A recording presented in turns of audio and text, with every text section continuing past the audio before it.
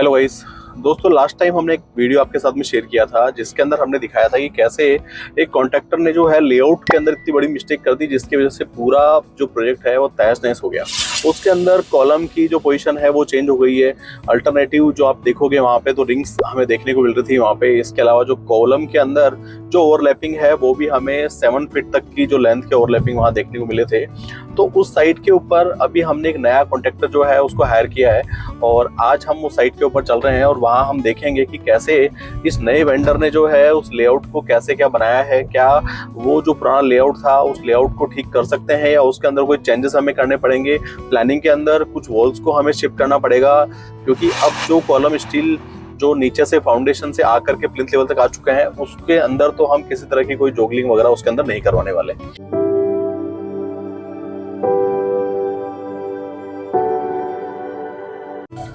तो गाइस हमने हमारे क्लाइंट से बात करी और उनको एग्री किया कि सर आपको और एक अच्छा वर्क करवाना है तो एक नया कॉन्ट्रैक्टर आपको हायर करना पड़ेगा जो कि स्किल्ड हो। दोस्तों उसके लिए भी हमने हमारे क्लाइंट से जो कहा वो ये कहा कि आपको पहले जो भी कॉन्ट्रैक्टर आप हायर कर रहे हो उसकी 2-3 साइट के ऊपर विजिट करो जो उन्होंने रिसेंटली चल रही हो जो कंप्लीट कर चुके हो। दोनों साइट को आप देखो तभी जाकर के उस कॉन्ट्रैक्टर को आपको हायर करना है। तो हमारे क्लाइंट ने एक नया वेंडर जो है हायर किया है। अब हम साइट के ऊपर जा रहे हैं और वहां जाकर के देखेंगे कि क्या ये जो नया वेंडर है ये नए वेंडर प्रॉपर इनको नॉलेज है या नहीं है, या फिर जो लेआउट जो अभी ये कर रहे हैं और पुराने वाले लेआउट के अंदर क्या मिस्टेक थी क्या ठीक कर सकते हैं। वो सारी जो डिटेलिंग है वो आपको इस वीडियो में मिलने वाली है। दोस्तों आप देख रहे हैं आर्क इंटीरियर्स बाय रमेश टाटीवाल और गाइस चैनल के ऊपर आप नए हो तो चैनल को सब्सक्राइब कर दीजिएगा और दोस्तों वीडियो आपको अच्छा लगे तो वीडियो को लाइक भी करके जाइएगा। तो गाइस हम साइट पे आ चुके हैं और साइट पे आप देखोगे तो पीछे की साइड में जो कॉलम थे उन कॉलम के अंदर जो पुराना प्रीवियस जो कॉन्ट्रैक्टर था उसने कंक्रीटिंग कर दी थी।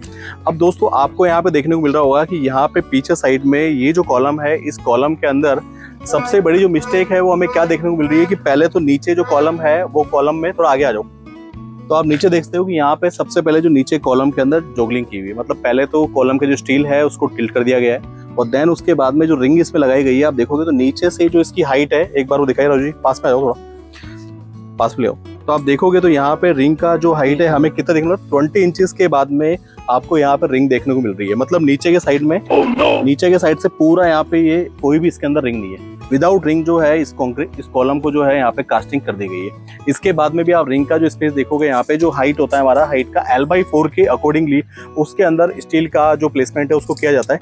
नीचे की जो साइज उसके अंदर हमें जो रिंग का स्पेस था वो हमें 5 इंचेस मेंटेन करना था। उसके बाद में जो मिड का जो हमारे 1/2 है उसके अंदर में 8 इंचेस को प्लान करना था। लेकिन यहाँ पे जो है पूरे कॉलम के अंदर जो रिंग है वो आपको 8 इंच देखने को मिलेगी। इसके अलावा जो अल्टरनेटिव रिंग यहाँ पे देखने को मिलेगी।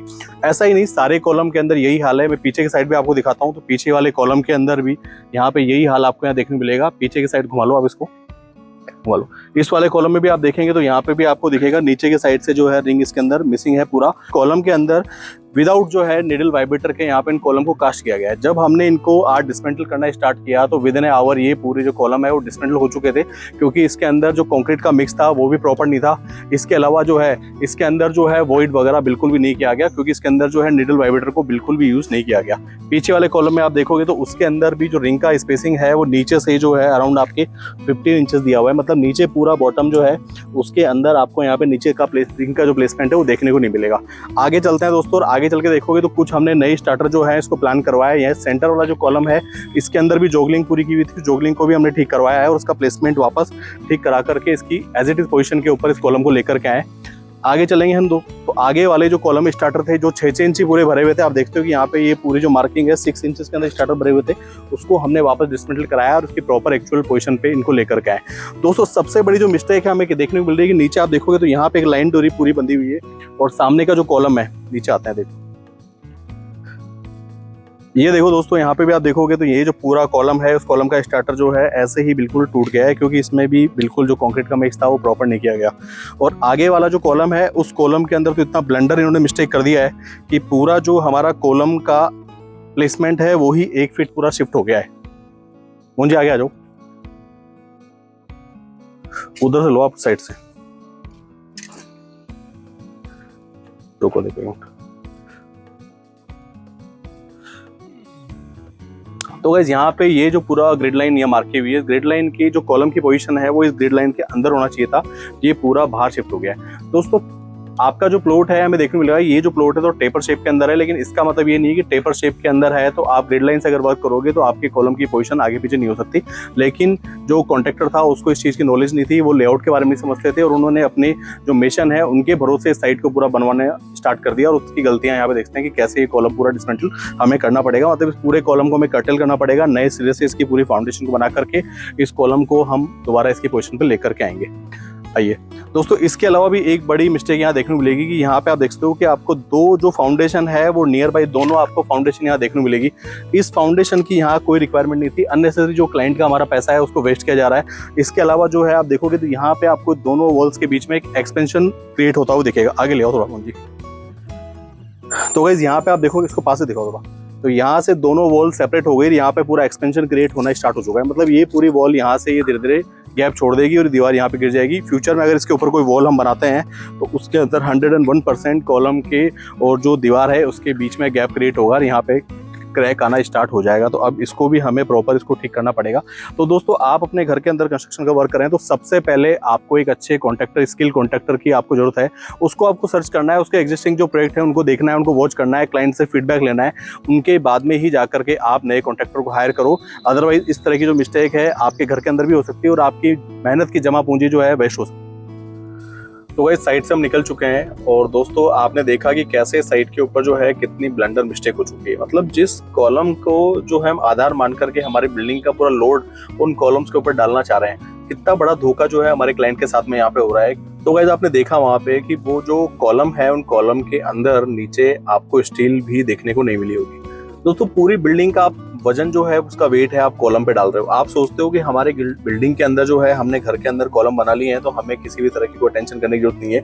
लेकिन दोस्तों उसी को आपको बहुत प्रॉपर तरीके से उसका वर्क करवाना है, उसको सही तरीके से उसको एग्जीक्यूट करवाना है। अगर आप एक लेमैन हो तो दोस्तों आप उसके बारे में थोड़ा रिसर्च कीजिए, जानिए, या कोई स्किल्ड पर्सन या जो आपके आर्किटेक्ट इंजीनियर्स हैं उनसे रेगुलर साइट के ऊपर विजिट करवाइए।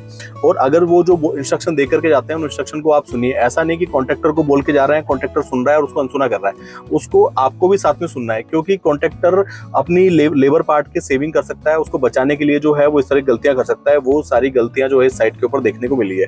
दोस्तों पूरे कॉलम के अंदर रिंग आपका जो मिस है, आप कैसे इस बिल्डिंग के ऊपर जो कॉलम बना सकते हो। उसके बावजूद जो है हमारे क्लाइंट को हमने काफी कन्विंस किया इन तीनों कॉलम को डिसमेंटल कराने के लिए। उनको ऐसा लग रहा था कि सर क्यों मेरा पैसा वेस्ट किया जा रहा है, ये जो कॉलम है वो कॉलम तो भर चुके हैं, जो है उनको चलने दे। लेकिन हमने उनसे रिक्वेस्ट करी कि सर इस कॉन्ट्रैक्टर के ऊपर हमें विश्वास नहीं करना चाहिए, पता नहीं किस तरह से इसने काम किया है। उस काम को जो है देखने के लिए हमें थोड़ा सा नुकसान आपको झेलना पड़ेगा। इन कॉलम को हम डिसमेंटल करेंगे क्योंकि इसके ऊपर जो है पूरी 2 मंजिल की हम फ्लोर बनाने वाले हैं, हम इसके ऊपर रिस्क नहीं ले सकते। तो दोस्तों हमने जो नए कॉन्ट्रैक्टर हैं उनसे कहकर के उस कॉलम को जब डिसमेंटल कराया तो आप देखते हो कि वो जो कॉलम है वो विद इन ए आवर भी उनको नहीं लगा डिसमेंटल करने के अंदर। क्योंकि पहले तो वो जो कॉलम थे वो कॉलम के अंदर जो कंक्रीटिंग का मिक्स है वो प्रॉपर नहीं किया गया।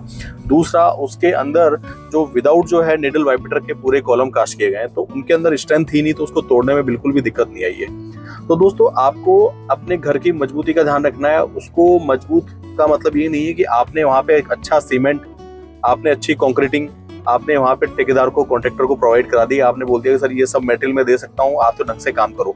लेकिन जो कॉन्ट्रैक्टर है उसका स्किल्ड होना बहुत ज़्यादा जरूरी है, उसको काम का अनुभव होना जरूरी है और उसको इस चीज़ की नॉलेज होनी चाहिए उनको, और कॉन्ट्रैक्टर को इस बात की नॉलेज होनी चाहिए कि आप एक हाउस का कंस्ट्रक्शन ले रहे हो, उनके अंदर किसी तरह की लापरवाही बिल्कुल भी नहीं होनी चाहिए। दोस्तों आपकी मेहनत की जमा पूंजी है, उसको बहुत सही तरीके से आप उसको काम में लो। इस तरह के जो फेक कॉन्ट्रैक्टर्स हैं उनसे आप बच करके रहें, अदरवाइज आपकी मेहनत की जो पूरी जमा पूंजी है वो जमा पूंजी वेस्ट हो जाएगी। तो दोस्तों आज के इस वीडियो के अंदर हमने आपको बताया कि कॉन्ट्रैक्टर को आपको हायर करने से पहले उनके जो पुराने प्रोजेक्ट हैं उन प्रोजेक्ट्स को आप देख करके आओ।